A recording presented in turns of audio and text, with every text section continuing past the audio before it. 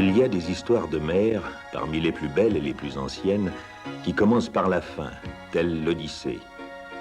Vous voyez en ce moment le dénouement de la 3e édition de la course autour du monde. L'équipage de Disque d'Or 3, presque au complet, rame, par vent contraire une fois de plus, vers le port de la ville de Morges, qui, réunissant amis connus et inconnus, s'apprête à leur rendre un hommage des plus mérités. Ces 14 garçons, qui ont pris part aux différentes étapes, les voici réunis encore une fois. Pierre Fellman, le skipper, principal animateur de cette aventure maritime. Francis Reinhardt, le second, seul membre de l'équipage à avoir fait le tour du monde sur Disque d'Or 1. Christophe Veutet, cuisinier et caméraman. Bertrand Cardis, responsable du gréement. Dominique Vavre, le voilier. Gérald Rogivu, le mécanicien de bord. Gilbert Rumeau, Digibus, équipier permanent pendant 2 ans. Jean-Jacques Lézère, caméraman et cuisinier malgré lui. Eddie Rotlisberg, Peter Muller et Jérôme Tchoudi, représentants des autres lacs suisses. Tous ces jeunes gens, pendant les 143 jours qu'a duré cette extraordinaire compétition, ont fait preuve d'un courage et d'une ténacité remarquables. Car cette course autour du monde demande une préparation qu'on a peine à imaginer. Rien ne doit être laissé au hasard. Le plus petit détail a son importance. La moindre négligence, le moindre oubli peuvent prendre des proportions redoutables une fois en mer. Une étape dure en moyenne 35 jours, pendant lesquels le skipper et son équipage ne devront compter que sur eux-mêmes pour affronter les éléments parfois déchaînés. Les voiles, le moteur du bateau, sont l'objet d'un soin tout particulier. Disque d'Or 3 en emporte 26 en tout, dont la plus lourde pèse 90 kilos. Dans une brume typiquement anglaise, les équipages s'activent et mettent la main aux derniers préparatifs. Tous, il faut bien le dire, n'ont pas une préparation aussi poussée que celle de Disque d'Or 3. Dans quelques heures cependant, tous vont quitter leur mouillage pour une aventure qui va durer près de 8 mois. Disque d'Or 3 reçoit une dernière fois à son bord les amis venus les encourager, leur souhaiter bonne route. On reconnaît parmi eux le principal sponsor, Paul Rinzeau, accompagné de Madame. Sans lui, sans son enthousiasme, le projet de Disque d'Or 3 n'aurait jamais vu le jour. Les caméras braquées de tous côtés fixent l'équipage pour la postérité. Charmante photo de famille dans la plus pure tradition. On se croirait au tournoi de football du Forward. Mais ce qui les attend ne sera pas précisément une promenade de famille. Paré au départ, Disque d'Or 3 largue ses amarres. Un dernier au revoir, la grande aventure autour du monde peut commencer.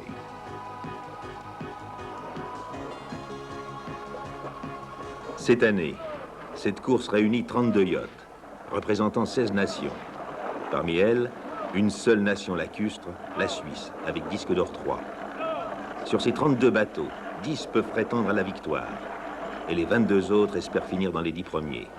C'est dire à quel point la lutte sera acharnée de bout en bout.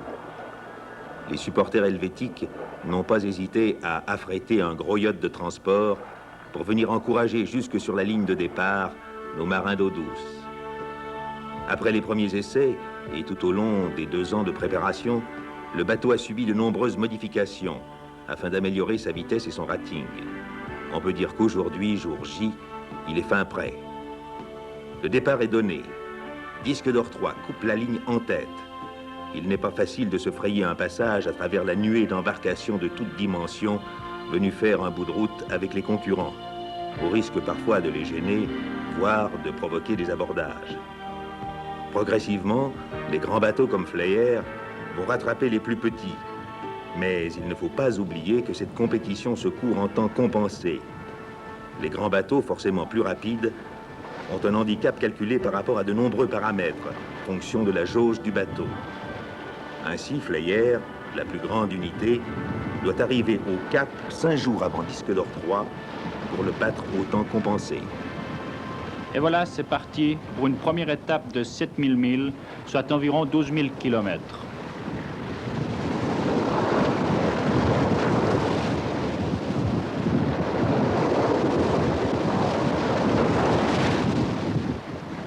Nous allons traverser la Manche et le golfe de Gascogne par petits temps. L'équipage peut ainsi s'accoutumer au mouvement du bateau et personne n'aura le mal de mer dans ce début de course. À bord, nous sommes 9, répartis en 3 quarts de 2 et 3 hors quart. Il y a toujours 2 hommes sur le pont, un qui barre, l'autre qui règle les voiles. 2 équipiers sont prêts à monter sur le pont et 2 autres qui dorment ou essayent de dormir. Chaque quart dure 4 heures. Les 3 hors quart, c'est-à-dire le skipper, le co-skipper, le cuisinier, organisent leur temps selon les besoins de la navigation. Le quart de veille est toujours prêt à monter sur le pont en 10 secondes. Ici, il plie un des spinakers qui mesure 230 mètres carrés, ce qui correspond à la surface d'environ 50 draps de lit.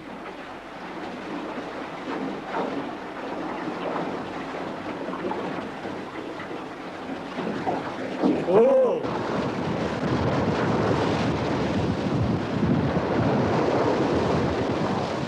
À la hauteur des Canaries, nous touchons enfin du vent portant, du vent fort qui permet à Disque d'Or de planer sur les vagues et de surfer à 15-18 nœuds, ce qui correspond à 35 km à l'heure. C'est une très très bonne vitesse pour un bateau à voile. À la hauteur de l'équateur, nous sommes dans le poteau noir. C'est une zone de vent variable en force et en direction. Ces modifications obligent l'équipage à manœuvrer en permanence. Il faut changer les écoutes de petit temps avant qu'elles ne cèdent.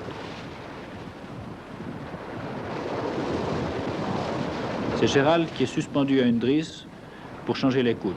Il se mouille un petit peu, mais l'eau est chaude, elle à 30 degrés. Des passereaux viennent se reposer à bord alors que les équipiers se reposent dans la baume.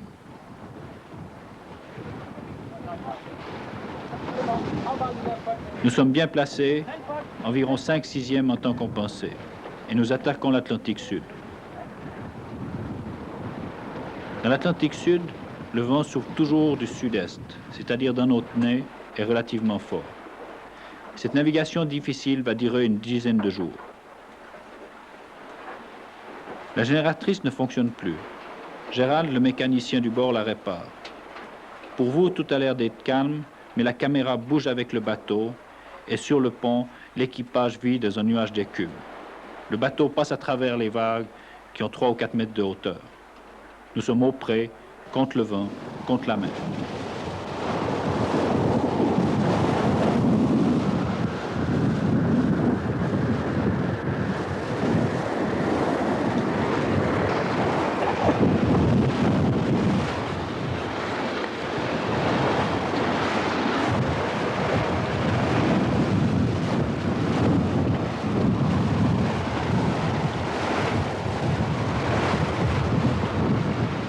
Tout est fermé, les embruns passent sur le pont.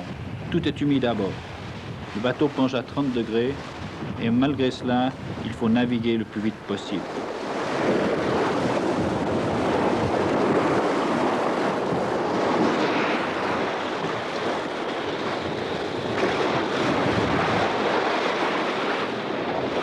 Le matériel souffre, les hommes aussi. 3 bateaux vont démanteler dans cette première partie des Alizés. Et la majorité des bateaux vont subir des avaries importantes. À bord de Disque d'Or, seul un foc sera déchiré, explosé par un paquet de mer. Pour le réparer, l'équipage se relaye à l'aiguille pendant une dizaine d'heures. Mais nous pourrons l'utiliser jusqu'à notre arrivée à Cape Town.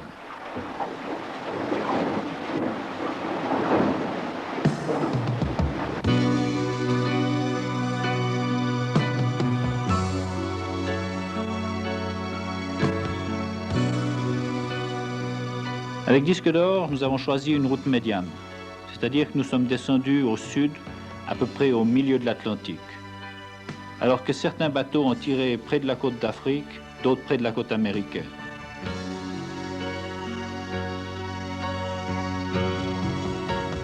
Dans une région où le vent souffle continuellement à force 5, nous allons nous trouver encalminés avec Euromarché, dans une toute petite zone sans vent, et pendant 24 heures, nous resterons complètement arrêtés. J'en profite pour contrôler minutieusement le mât.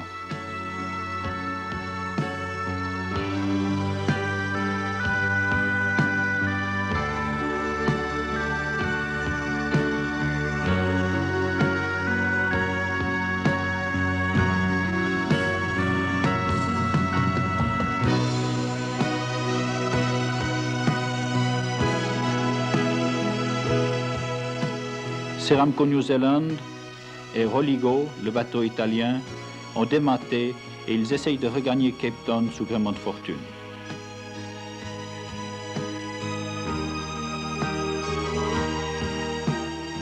Après 42 jours de mer, nous arrivons à Cape Town. Nous passons la ligne en 7e position. Ouais, on est paré, on y va.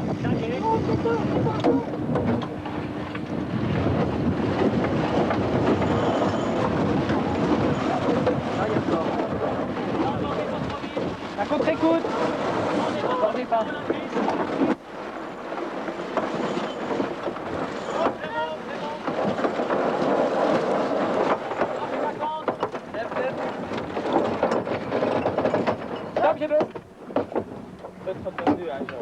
Entendu? Donc un peu trop pris ça. Ouais, bon. Voilà, bien joué les gars. Lâchez les fauves dans Cape Town. Voilà.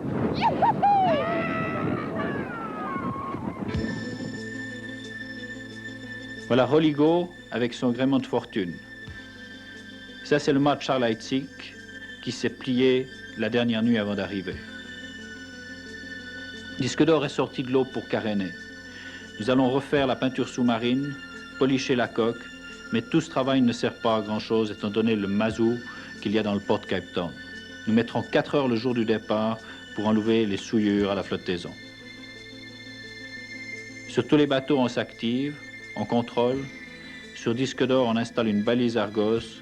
C'est un système qui permet aux satellites de repérer le bateau, de donner sa position à l'équipage d'organisation. Nous chargeons 50 kg de nourriture par personne, 1,5 litre d'eau par jour et par équipier. La toilette se fait à l'eau de mer, même si elle a 3 degrés.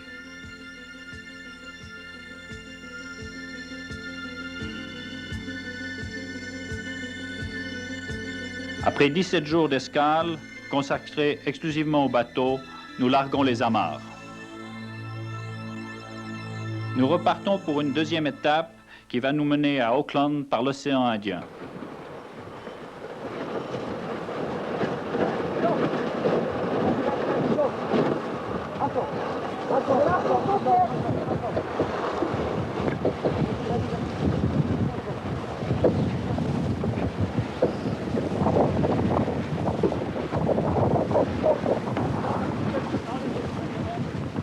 Voilà, le départ est donné.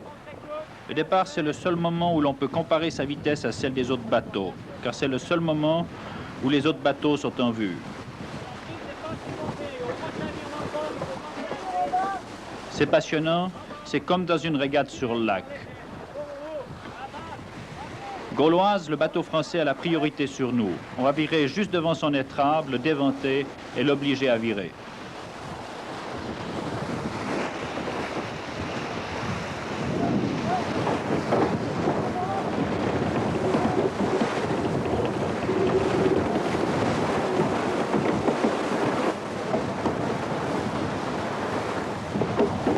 À la tombée de la nuit, nous sommes avec les plus gros bateaux. Ici, c'est Flyer, le bateau hollandais qui va gagner la course. Normalement, il devrait déjà être 5 à 10 km devant nous. Nous sommes encore bord à bord, nous sommes dans le groupe de tête. Nous avons très bien marché depuis le départ.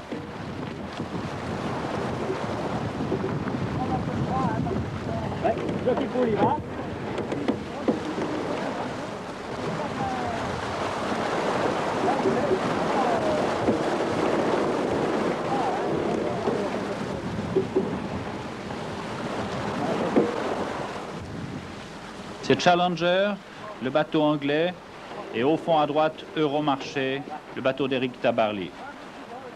Il y a une petite houle de 2 mètres à 2 mètres 50, pas beaucoup de vent. Nous tirons des bords pour passer le cap Bonne-Espérance. À minuit, nous sommes en tête de la course en temps réel. Nous descendons vers le sud pour aller chercher les vents d'ouest, ces vents qui souffrent toute l'année en tempête et tournent autour du pôle sud. Malgré les contrôles, une poulie en bout de baume a coincé. Il faut la changer. C'est une manœuvre acrobatique, mais baisser la voile nous ferait perdre quelques minutes.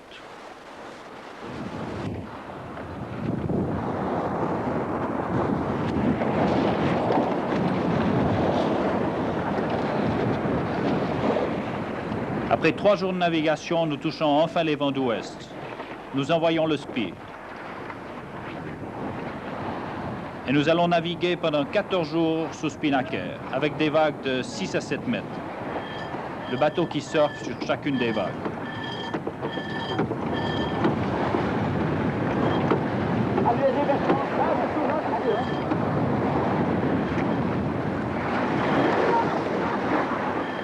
Il commence à faire froid.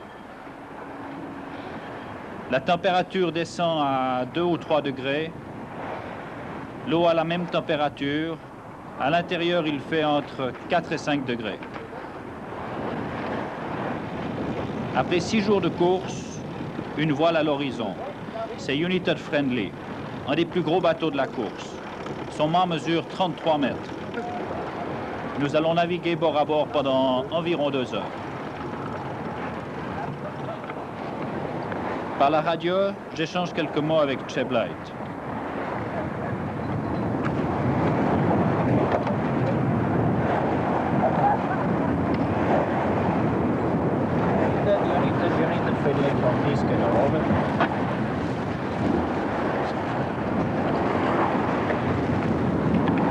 Discador, United Friendly, go ahead, yeah.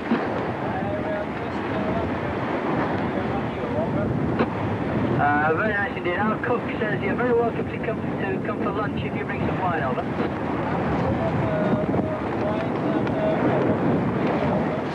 I think he'd like both actually, over.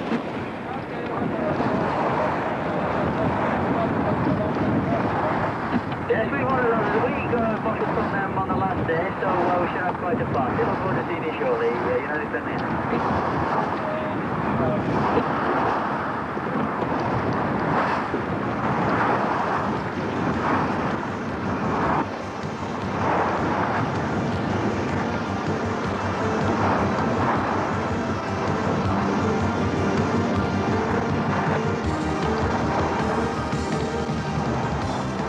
Le lendemain, nous passons au sud de Marion Island.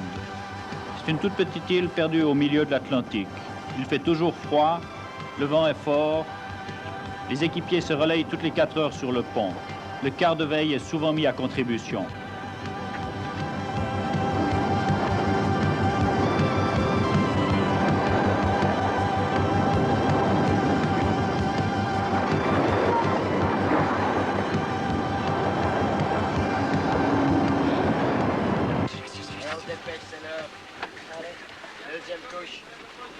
À l'intérieur, il faut vivre, réparer les voiles, le bateau tangue, tout est humide.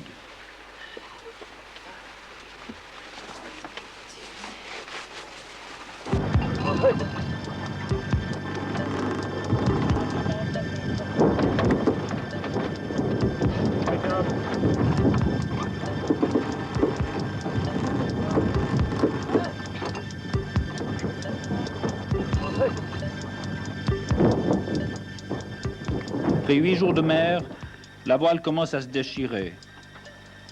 On me hisse au milieu du mât pour la réparer. Je suis resté 1h30 suspendu au milieu de la voile. C'est une réparation très difficile parce que le bateau tangue énormément dans des vagues de 5 à 6 mètres.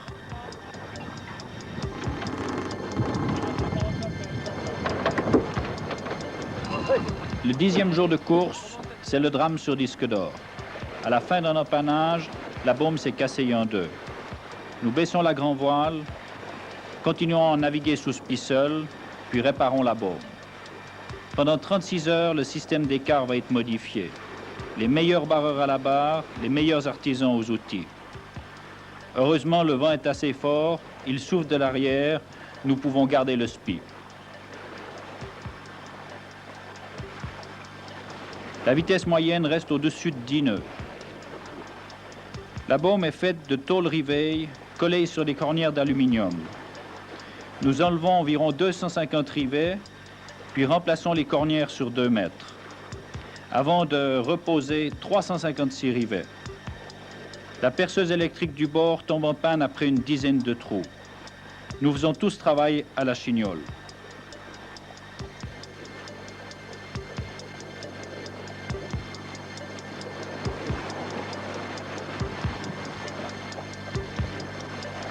Le bateau roule, nous travaillons avec les harnais. Plusieurs fois, nous sommes partis au lof, c'est-à-dire que le bateau s'est mis à plat sur l'eau, le mât dans l'eau. Chaque fois que le bateau part au lof, les bras ou les écoutes, c'est-à-dire les cordes qui retiennent le spi, cassent. Il faut ramener le spi et en envoyer un nouveau. C'est un travail supplémentaire très fatigant et c'est le seul moyen de ne pas perdre de mille.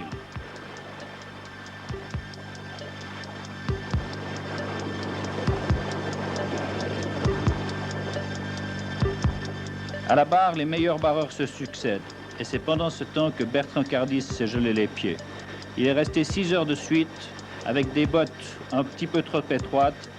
Et jusqu'à la fin de cette étape, il sera pour ainsi dire inutilisable. Il restera sur sa couchette ou donnera un coup de main à la cuisine.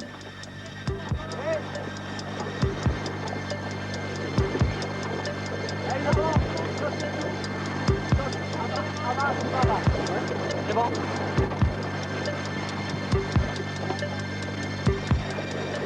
Devant, les gros bateaux aperçoivent les icebergs. Sur Disque d'Or, on double la veille, surtout de nuit. Le radar n'est pas autorisé dans cette course. Il fait toujours froid, le vent souffle toujours de l'arrière. Disque d'Or est en tête de la course.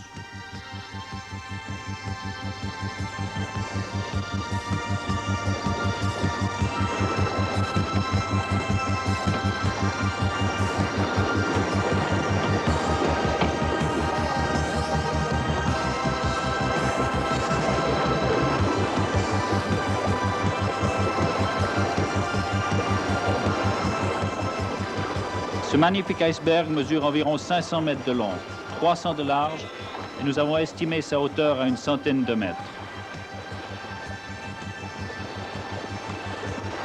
Mais ce ne sont pas les gros icebergs qui sont les plus dangereux. Ce sont les petits growlers, c'est-à-dire les morceaux détachés de l'iceberg principal, qui ont le volume d'une voiture, d'un bus ou d'une petite villa. Ils dépassent de l'eau de 10 à 20 cm, et de nuit, il est impossible de les voir. Malgré ce danger, on continue à marcher à pleine vitesse.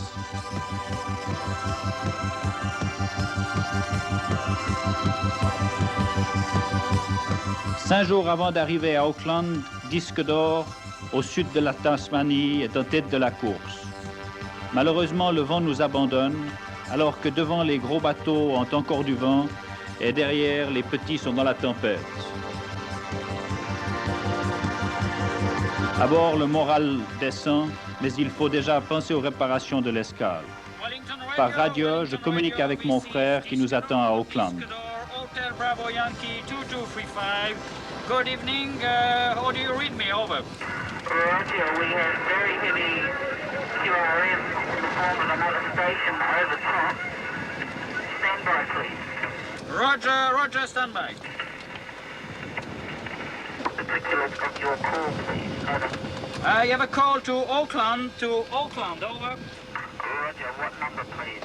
Number 770349. I repeat, 770349. It's Hotel Travelodge, over. Flying to Chesapeake to Disque d'Or, we have your party waiting now, please. Good evening. Can I speak with Mr. Fellman, please? Mr. Fellman, à vous. Ouais, Philippe, c'est Pierre, toi. Ouais, 5 sur 5 également à toi. Ok, bon, on marche maintenant à 10 nœuds, 10-12 nœuds, on fait plus de 10 nœuds de moyenne, mais on s'est fait becter par toute l'équipe qui était derrière, qui nous sont revenus dessus, et Gaulois, s'il fait pas de l'intox, nous a même dépassé, il a fait 250 000 alors qu'on a fait que 160, à toi. Ok, et il faut commander chez Maréchal, 10 roulements pour des poulies, 10 roulements pour les poulies, à toi. Ok, à part ça, il faut chercher un appartement pour les équipiers, à toi.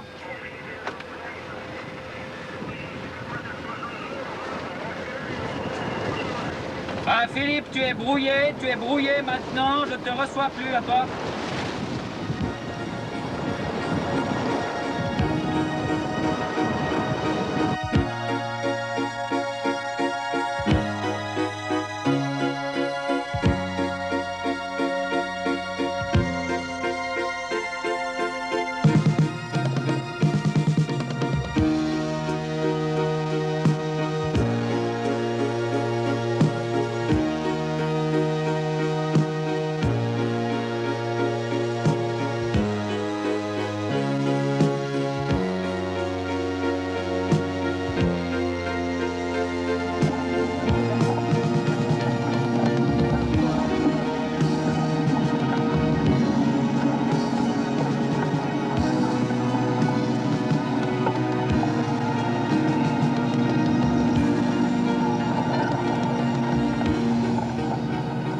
sommes classés 7e à la deuxième étape, mais nous remontons à la 4e place au classement général.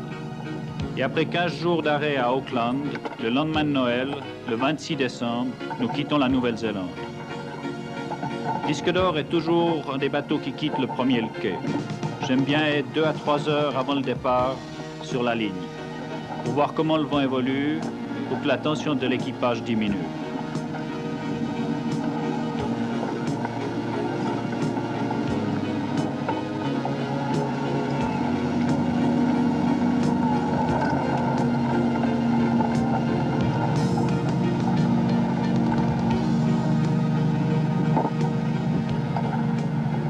C'est Xargo, le bateau sud-africain. Il est juste derrière nous au classement général. Il y a relativement peu de monde sur le quai à Auckland parce que toute la population est sur l'eau. Un Néo-Zélandais sur 3 est propriétaire de bateaux. 10 000 bateaux sont là pour nous accompagner au départ. Et voilà, le départ est donné. Un départ sous spi. Et un départ sous spi avec beaucoup de bateaux, c'est toujours dangereux. On n'a pas pris trop de risques. On part derrière les autres. On va les rattraper petit à petit. Ici, c'est Croquis, le bateau belge. Croquis en Belgique, c'est une marque de frites. C'est un petit bateau, il devrait déjà être loin derrière nous. Mais on va remonter toute la flotte pour virer la bouée d'empannage en 5e position. Toute l'escale d'Auckland a été utilisée par l'équipage pour contrôler le bateau. En révisant le mât, nous nous sommes aperçus qu'il était totalement fissuré à la hauteur du pont. Il a fallu le renforcer sur une hauteur de 4 mètres. Et je pense que si nous avions eu une tempête de plus dans la deuxième étape, le mât serait descendu. Il y a déjà 7 bateaux qui ont démanté depuis le départ. La télévision néo-zélandaise fera 5 heures d'émission en direct, avec des caméras placées sur 2 hélicoptères, 2 vedettes et une à terre. La voile en Nouvelle-Zélande, c'est vraiment le sport national.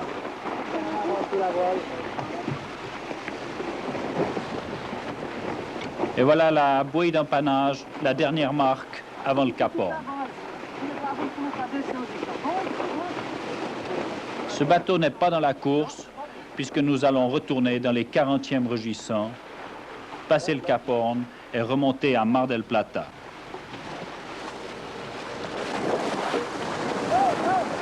Les premiers jours, le vent n'est pas très fort. Nous descendons au sud pour aller chercher les vents portants, les vents d'ouest. Ici, nous envoyons le Big Boy, qui est une espèce de deuxième spinnaker, ce qui porte la surface du bateau à près de 400 mètres carrés. Nous n'envoyons pas le Big Boy très souvent parce qu'il est caché derrière la grande voile.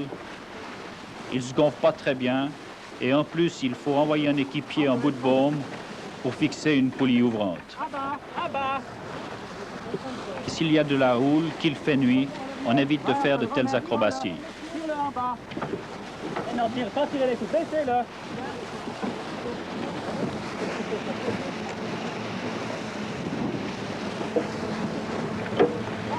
C'est bon?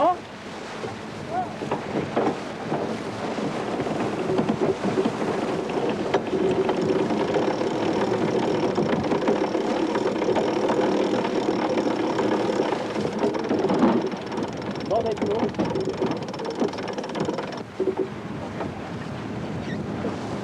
Bon, c'est tout bon. Quand on tourne autour de la Terre d'ouest en est, chaque 15 degrés de longitude, il faut avancer sa montre d'1 heure. Et quand on passe le méridien 180, il faut vivre 2 fois le même jour, car sans cela, nous serions en avance d'1 jour sur le calendrier. Comme nous franchissons le méridien 180 dans la journée du 31 décembre, nous allons pouvoir fêter 2 fois le Nouvel An. Heureusement, parce que lors du premier réveillon, nous étions dans la tempête et en plus, nous avons eu un incident avec le moteur. Il tournait en génératrice et sans que nous le voulions, l'hélice s'est mise en route. Mais elle s'est bloquée en position ouverte. On doit complètement arrêter le bateau, baisser les voiles pour la débloquer. Tout ça dans la tempête, de nuit, avec un vent comme vous le voyez maintenant.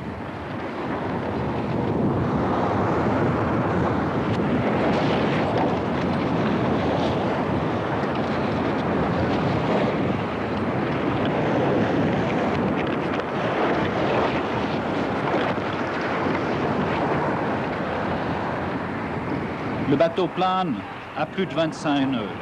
Nous avons navigué une dizaine de jours dans ces conditions, avec des creux de 5 à 6 mètres, même plus dans les coups de vent. Vent arrière avec l'eau qui gronde le long de la coque, avec les équipiers qui manœuvrent sur le pont, c'est pour ainsi dire impossible de dormir. Mais il faut quand même se reposer. Il fait froid, tout est humide à bord du bateau, mais malgré ça, dans cette troisième étape, on aura presque tout le temps du soleil.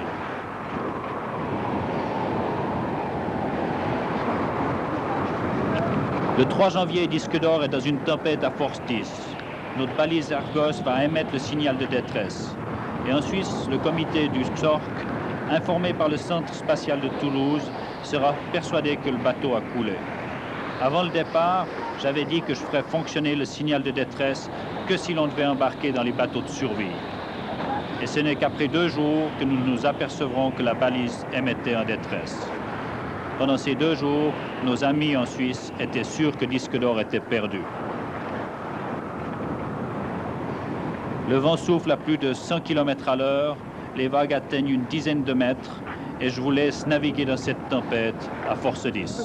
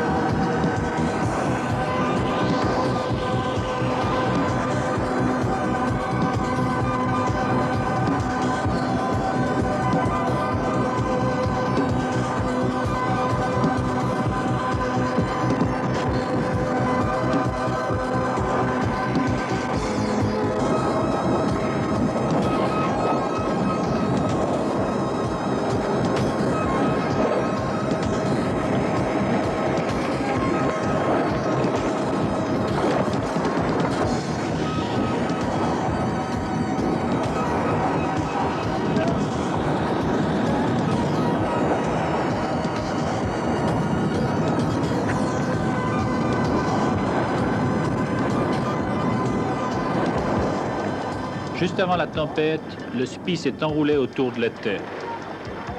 Et nous devons changer l'étai creux. L'étai creux, c'est des profilés d'aluminium qui sont enfilés sur le câble qui retient le mât vers l'avant.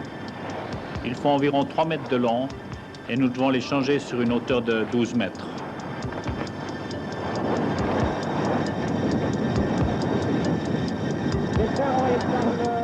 Comme d'habitude, cette manœuvre se fait en continuant à naviguer.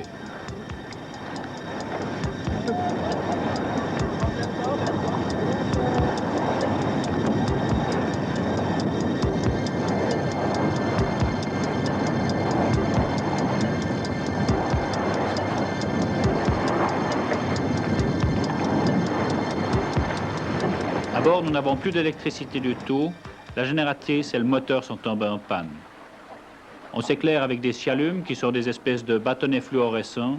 Ici, vous êtes dans les cabines où les équipiers essayent de dormir. Il ne faut pas oublier qu'on a la tête à 10 cm de la coque, donc à 10 cm de l'eau. Allez, on y va, go! Sur le pont, on manœuvre et c'est pas toujours facile de dormir.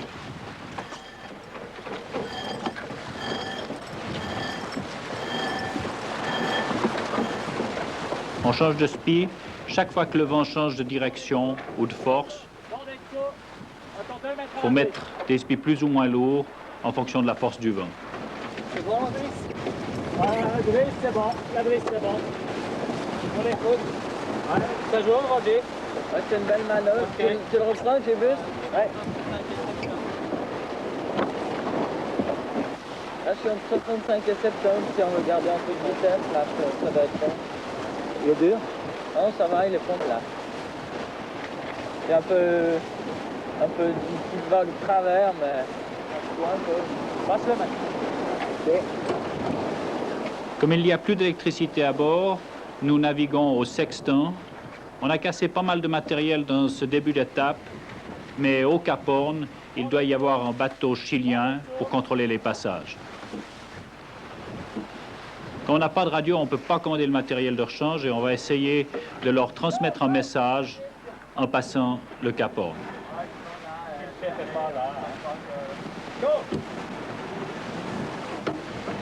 Et pour transmettre ce message, le moyen le plus facile, c'est encore de lancer une bouteille à la mer. On va préparer le texte, le mettre dans un jerrycan et le lancer à l'eau en passant le Cap Horn. On a quand même une radio de survie et avec cette radio de survie, on contactera le bateau chilien pour leur donner les indications nécessaires.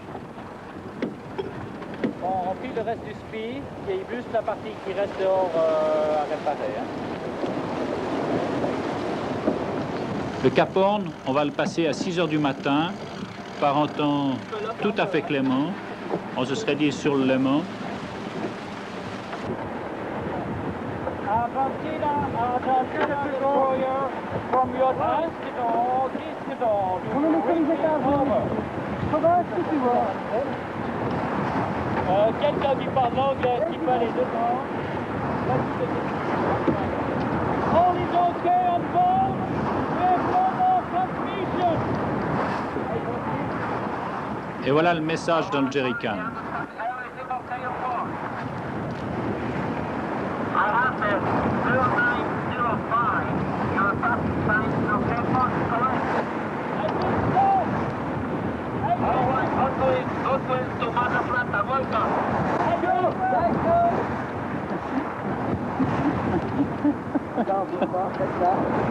C'est qu'alors, il n'a jamais été récupéré en homme à la mer, le gars. C'est la première fois qu'il récupère un estagnon, je peux vous dire.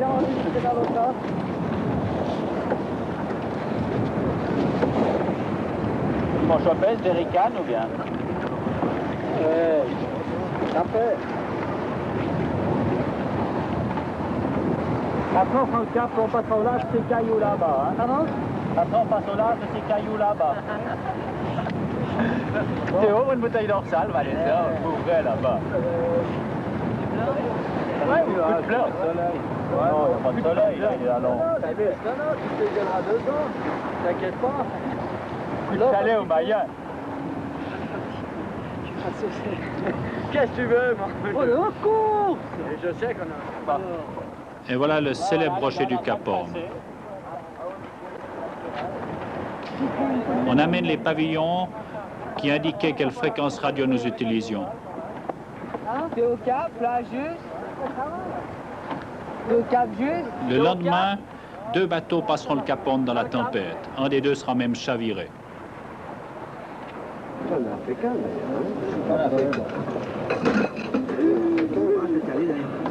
Nous remontons vers Mar del Plata. Il commence à faire chaud, mais nous sommes au près, contre le vent. C'est une navigation relativement difficile, avec beaucoup de grains la nuit.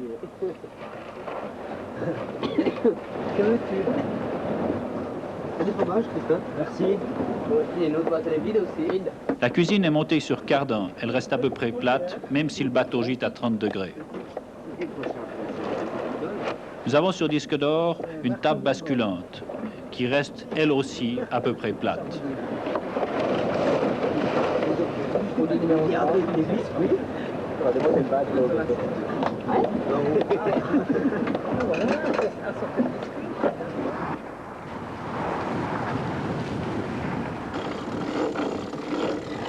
Et voilà l'arrivée à Mar del Plata.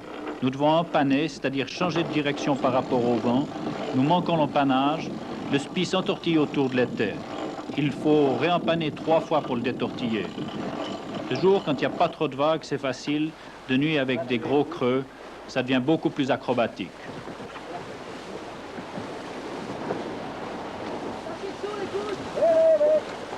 Là, c'est bon, c'est bon. Il y a eu un spi emmêlé, on va recommencer.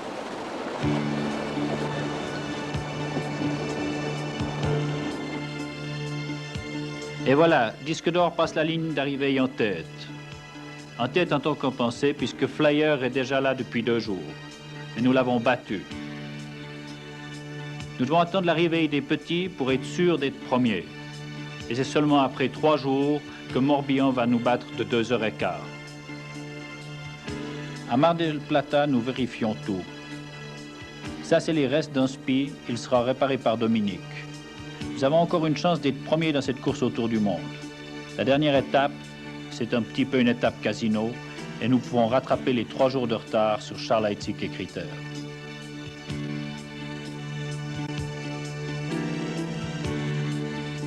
Nous vérifions toutes les voiles, centimètre par centimètre. Nous les réparons, les améliorons. L'escale va durer 5 semaines.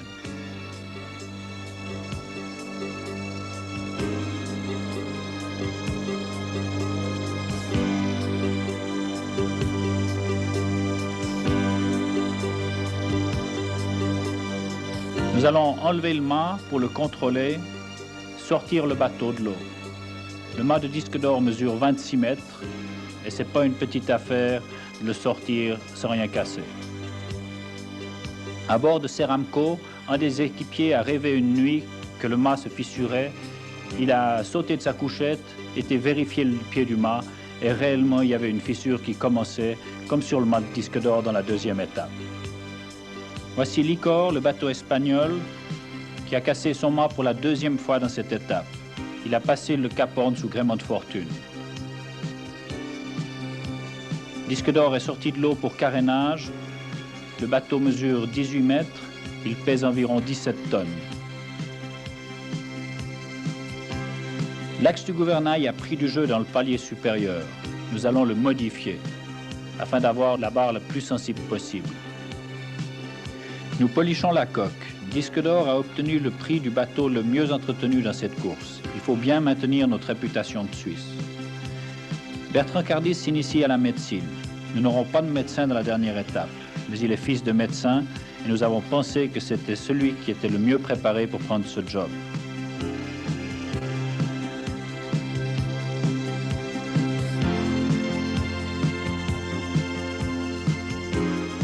Nous avons réparé le moteur, changé les pistons, changé les bielles, puisqu'il s'était bloqué après 6 jours de navigation dans cette 3e étape. Grâce à Swissair, nous avons eu les pièces dans les délais, mais les Anglais nous ont envoyé de fausses pièces. Nous avons dû démonter un moteur en Argentine pour obtenir les pistons. Bon, j'espère que tout est prêt. Il ne faut pas contrôler comme la dernière fois parce que vous avez fait confiance. Hein, vous avez commencé à être un petit peu entraîné. Le départ, il y a des choses qu'on part en arrière, c'est ce qu'on voulait. Il y a un front qui arrive, ça devrait forcer cette nuit. Plein cul, faites quand même, tout le monde s'est quand même un tout petit peu reposé.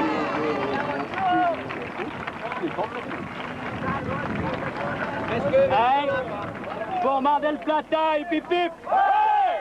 Hip hip hip! Hey! And we come back in 4 years! On revient dans 4 ans! À Mar del Plata, pour la première fois, les équipiers ont pu prendre des vacances. Ils ont eu le droit à 2 semaines de congé. Certains ont visité l'Amérique du Sud, d'autres sont restés sur la plage à Mar del Plata. Il y aura du monde, hein? On quitte l'Argentine. 15 000 personnes sont massées à terre de la ligne de départ. Et maintenant, vous allez vivre le départ en direct.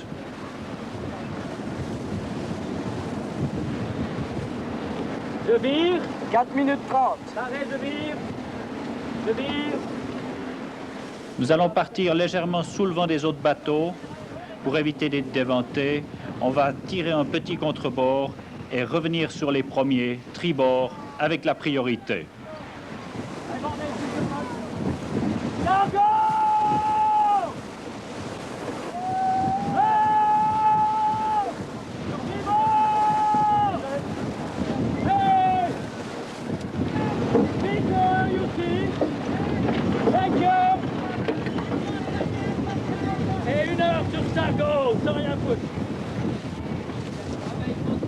Sargo est 5e au classement général, 1 jour et demi derrière nous. Mais c'est toujours un concurrent dangereux. Il nous a refusé un tribord, nous avons dû virer en catastrophe, et je pense que si nous avions déposé une réclamation en arrivant, nous aurions pu gagner 5 à 10 heures. Ça peut faire la différence, même dans la course autour du monde. Contrairement à ce que la météo prévoyait, nous partons au près, contre le vent, et nous allons naviguer dans cette dernière étape 35 jours contre le vent, contre la vague, le bateau gîté à 30 degrés.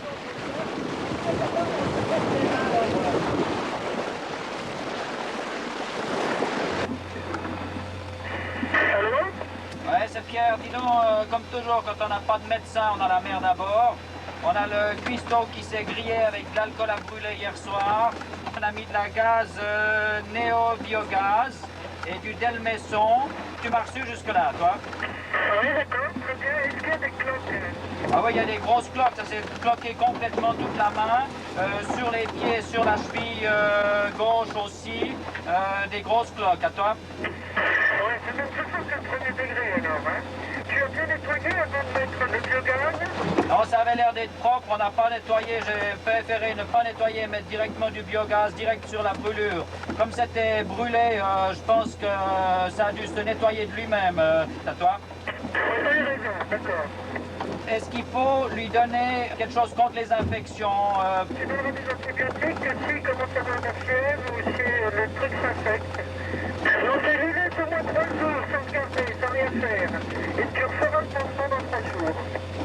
Ok, alors merci beaucoup pour la consulte. Tu feras ta fiche pour la sécurité sociale et puis on signera en arrivant à toi. On s'arrange avec le secrétaire, hein, y a pas de problème. Ok, ben tu me la présenteras, j'espère qu'elle est jolie à toi. Disque d'or, le critère. Ouais, Critère, disque d'or, merci beaucoup pour la consulte. Vous marchez comme des bêtes à toi. Non, on va pas très vite, pas assez. Mais dis-moi, demain, tu pourras nous dire comment va ton gars, hein, et tâche de nous rattraper. Au revoir. Allez André, bonne nave et Anne. Vas-y, tu peux y aller. Et voilà le clac. Ouais. Pour fêter le passage de l'équateur, nous ouvrons 2 bouteilles de fondant. 2 des 6 bouteilles d'alcool que nous avions embarquées pour cette dernière étape. Qui n'en a pas eu? Roger, t'en as un? Non, il n'y a que Jean-Jacques qui n'en a pas eu. Tu les as mis où, les petits saucisses en pierre? Je sais pas, je les ai montés, mais je les ai pas distribués. Passe bien. Hein. Ah, il faut passer bien, il n'y a pas de problème. C'est un petit bleu frais, hein, de Dieu.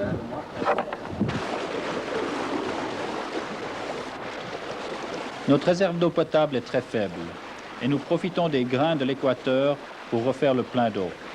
Nous récupérons environ 50 litres d'eau de pluie dans le creux de la Baume.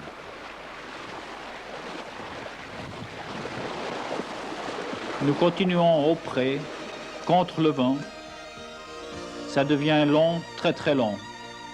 Nous avons essayé de prendre une route légèrement différente des autres bateaux pour essayer de les passer par l'extérieur de la haute pression des Açores.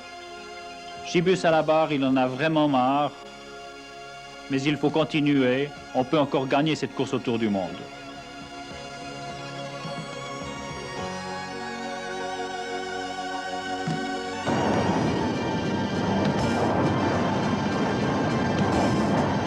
Enfin, à 4-5 jours de l'arrivée, on touche du vent portant, du vent frais, le moral remonte, on envoie le spi, on marche vite dans la bonne direction. Et même si le moral remonte, même si on fait les guignols à bord, le pépin arrive. La poulie de drisse de spi en tête de mât a explosé. On n'arrive plus à descendre le spi. On hisse Christophe en tête du mât pour couper la drisse. On va récupérer le spi dans l'eau. Mais l'équipage a le moral, même s'il pleut, on peut encore gagner cette course. Et tout le monde y met du cœur.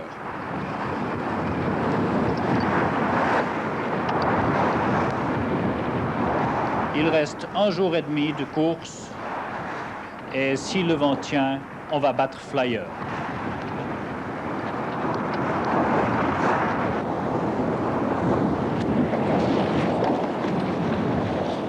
Mais Éole n'est pas avec nous. On va rester planté 2 jours au large des côtes de l'Angleterre.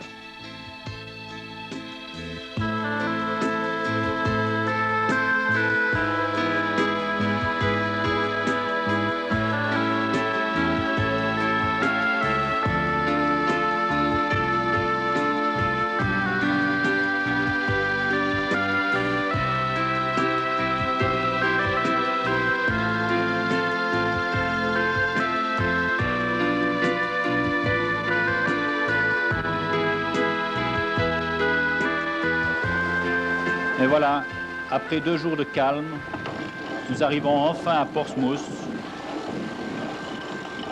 C'est le Solent, le détroit entre le sud de l'Angleterre et l'île de Wight. C'est 6 heures du matin. Il reste environ 20 milles à parcourir, 2 à 3 heures de course. Nous n'arriverons pas à terminer premier, ni deuxième. Nous allons tout juste sauver notre 4e place. Nos supporters sont là pour nous accueillir. La télévision suisse essaye de faire une interview. Disque d'or marche à 10 nœuds, ce qui ne facilite pas le travail de nos reporters.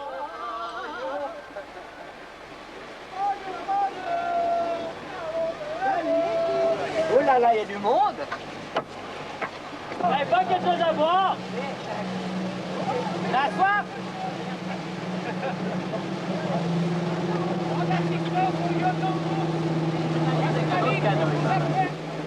Aujourd'hui, je se lève un peu tard. Ah, il y a un canot qui arrive, plus ça monte. Ouais, c'est la télé. Vous m'entendez là? Ouais. Tout se passe bien là. Tout se passe bien avant. Vous voyez, il n'y a pas de problème, à part qu'on n'a pas eu pas 2 jours. Et on espérait le soir hier. Et nous, on espérait avant-hier. Il y a du soleil. Est-ce qu'on tombe le sujet? Non, non. Après 142 jours de course, nous rejoignons Portsmouth. Les équipiers ont des sentiments assez mitigés. Chacun sait ce qu'il a réussi, mais ne sait pas ce qu'il fera demain. On avait tout pour gagner. Le bateau, l'équipage, le matériel, il manquait que le vent. Eh oui, ils avaient tout pour gagner. Mais tous ceux qui ont participé à des régates, sous quelque forme que ce soit, savent qu'en plus d'une préparation minutieuse du bateau, d'un entraînement soutenu de l'équipage, il faut compter avec la chance. Et à armes égales, c'est souvent elle qui fait la différence. Bien sûr, tous peuvent invoquer la malchance, mais malchance ou non, il n'en reste pas moins que la 4e place conquise de haute lutte par Disque d'Or 3 et son équipage de marins d'eau douce est un résultat en tout point remarquable face à la coalition des 31 yachts des nations maritimes. Cet équipage, formé de jeunes barreurs de dériveurs, a montré aux gens de mer qu'il était parfaitement capable de maîtriser une bête de course de 16 tonnes, lancée par moments à plus de 22 nœuds, avec des surfs jusqu'à 27 nœuds dans le Pacifique Sud. Et ceci dans des conditions souvent très difficiles. Car dans les 2e et 3e étapes, par exemple, assurer des quarts en vivant nuit et jour dans l'humidité et le froid demande des caractères bien trempés, des ressources morales et physiques pour pouvoir mener sans le moindre répit le bateau au maximum de ses possibilités et ainsi avoir des chances, sinon de l'emporter, du moins de figurer aux places d'honneur. À ce succès du Disque d'Or 3, il est juste d'associer tous ceux qui, dans l'ombre, ont contribué à sa parfaite préparation et assuré au terme de chaque étape une assistance technique exemplaire.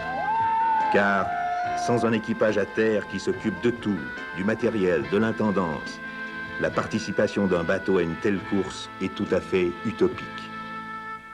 Au terme de cette 4e et dernière étape, où des vents souvent capricieux lui ont joué des tours pendables, Disque d'Or 3 affale une dernière fois son spi rouge orangé et gagne, sous grand voile, son mouillage dans le port de Portsmouth.